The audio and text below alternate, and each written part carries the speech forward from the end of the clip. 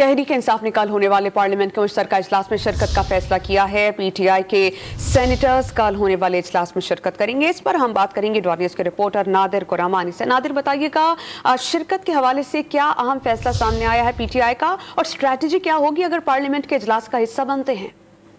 देखें, जो parliament house में गोल्डन जुबली का इजलास हुए थे 3 रोज, और उसके साथ साथ जो इस वक्त मुश्तरका इजलास था, तहरीक इंसाफ ने मुश्तरका इजलास से भी बाइकाट का फैसला कर रखा था, लेकिन इमरान खान ने अब तमाम अरकान सेनेट को पार्लियामेंट के मुश्तरका इजलास में शिरकत की हिदायत कर दी, और इसी सिलसिले में अब तहरीक इंसाफ कल पार्लियामेंट के मुश्तरका इजलास में शिरकत करेगी। और शिरकत से पहले तहरीक इंसाफ ने जो सेनेट में पार्लिमानी पार्टी का इजलास है वो भी पार्लियामेंट हाउस में तलब कर लिया है, जो कि दिन 2 बजे होगा, जिसकी सदारत जो है वो opposition leader doctor Shahzad Waseem करेंगे।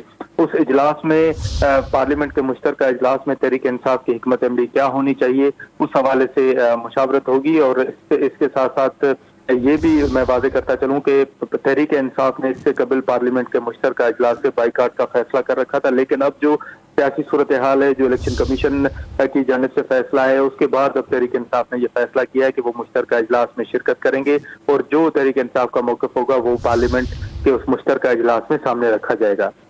बहुत शुक्रिया नादिर गुरामानी, आपने हमें अपडेट किया।